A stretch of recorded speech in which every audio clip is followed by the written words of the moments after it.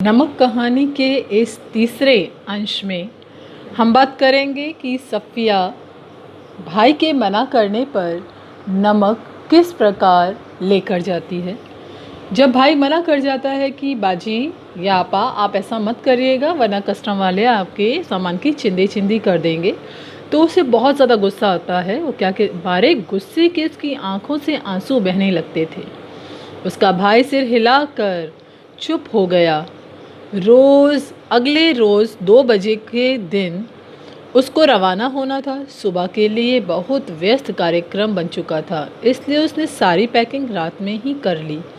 कमरे का दरवाज़ा अंदर से बंद करके वह सामान बांधने लगी। इधर उधर फैली हुई चीज़ें धीरे धीरे समेटकर सूटकेस और बिस्तर बंद में चली गईं। सिर्फ 2 चीज़ें रह गई थी। एक तो वह छोटी सी टोकरी जिसमें किन्नू थे, और एक दोस्त का तोहफा संतरे और माल्टे से मिलाकर पैदा किया गया फल। ठीक है, ये मतलब क्या जो किन्नू जिसको हम देखते हैं ना सर्दियों में बहुत ज़्यादा आते हैं, तो वही किन्नू के बारे में यहाँ बताया गया है।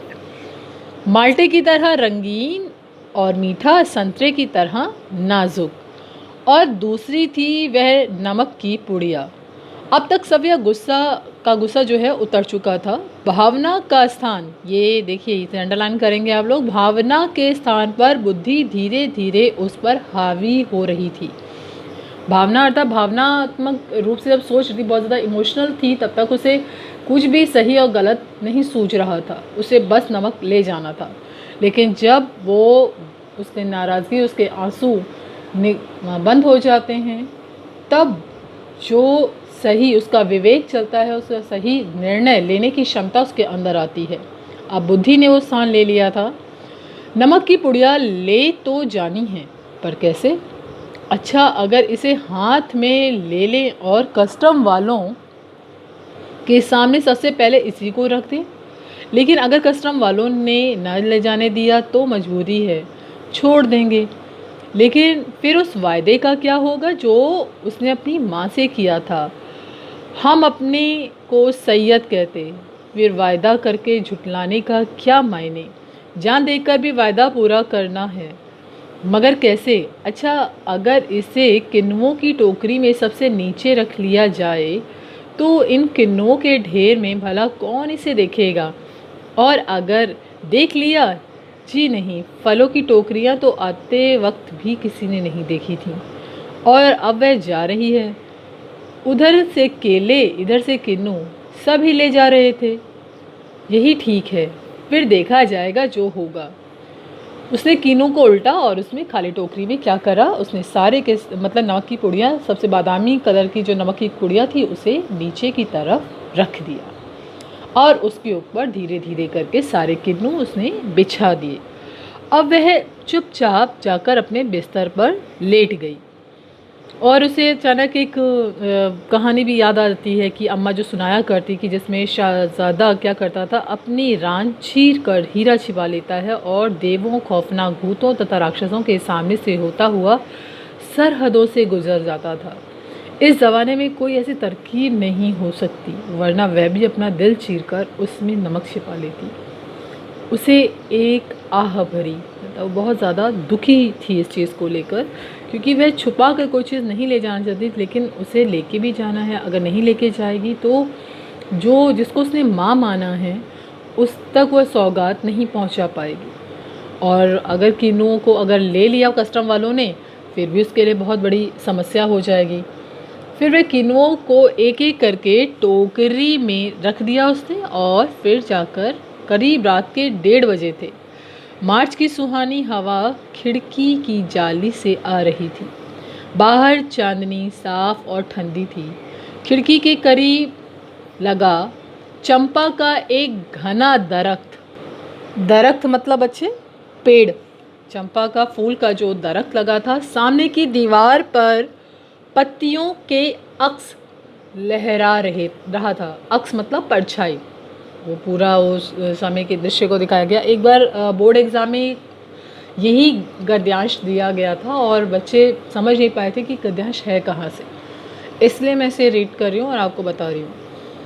कभी किसी तरह से किसी की दबी हुई खांसी की आहट, दूर से किसी कुत्ते के भौंकने या रोने की आवाज़।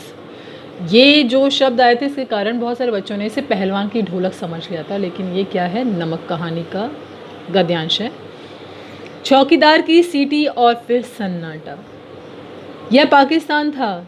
यहाँ उसके 3 सगे भाई थे, बेशुमार चाहने वाले दोस्त थे, बाप की कब्र थी, नन्हे नन्हे भतीजे भतीजियाँ थी जो उससे बड़ी मासूमियत से पूछते थे, फूफी जान आप हिंदुस्तान में क्यों रहती हैं, जहाँ हम सब लोग नहीं आ सकते। उन सब के और सफ़िया के बीच में एक सरहद थी और बहुत ही नोकदार लोहे की छड़ों का जंगला जो कस्टम कहलाता था। कल वह लाहौर से चली जाएगी, हो सकता है साल भर बाद फिर आए। 1 साल से पहले तो वह आ भी नहीं सकती, और यह भी हो सकता था कि अब वह कभी भी ना आए। उसकी आंखें आहिस्ता आहिस्ता बंद होने लगी। फिर उसे एक सफ़ेद दुपट्टे का लहराता आंचल दिखाई दिया जिस पर यहाँ वहाँ सितारे झिलमिला रहे थे। हमें वहाँ से आए बहुत दिन हो गए। यहाँ हमारी कोठी भी है, बिजनेस भी है, पर हम यहाँ बस भी गए, पर हमारा वतन कौन सा है, लाहौर है। फिर दिखा इकबाल का मकबरा, लाहौर का किला, किले के पीछे डूबते हुए सूरज की नारंगी किरणें, आसपास से फैलता उभरता अंधेरा, उस रंगीन अंधेरे में बहती हुई नर्म हवा, उस हवा में रची हुई मौल सीरी की खुशबू, और मकबरे की सीढ़ियों पर बैठे हुए 2 इंसान सिर झुकाए चुपचाप उदास जैसे 2 बेजान परछाइयाँ हैं। तो तुम कल चली जाओगी? हाँ। अब कब आओगी? मालूम नहीं, शायद अगले साल, शायद कभी नहीं। अचानक उसकी आंखें खुली। शायद उसने मकबरे की सीढ़ियों के नीचे लगी धूप से एक पत्ती तोड़ी जिस पर ठंडी ओस जमनी शुरू हो गई थी। हुआ यह था कि नींद करवट लेते हुए उसका हाथ जो है किनुओं पर की टोकरी पर पड़ गया। अब जो किन्नू थे जिनको उसके दोस्त ने लाकर दिया था, जो हिंदुस्तान पाकिस्तान की एकता का मेवा कहा जा रहा था, वो उसकी आँख उनके साथ ही, मतलब उस पर हाथ लगने के साथ ही टूट गई थी। सफ़िया फर्स्ट क्लास के वेटिंग रूम में बैठी थी। दिल्ली तक का किराया उसके भाई ने दे दिया था और वो उस टिकट को दबाए वेटिंग रूम के बाहर प्लेटफॉर्म पर टहल रहा था।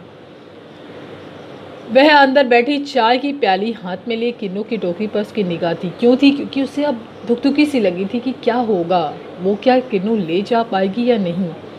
लेकिन सिर्फ वह जानती थी कि टोकरी की तह में किन्नुओं की पुड़िया है, बाकी और किसी को कुछ नहीं पता था। ठीक है बच्चे, बाकी की कहानी हम अगली कड़ी में पढ़ेंगे।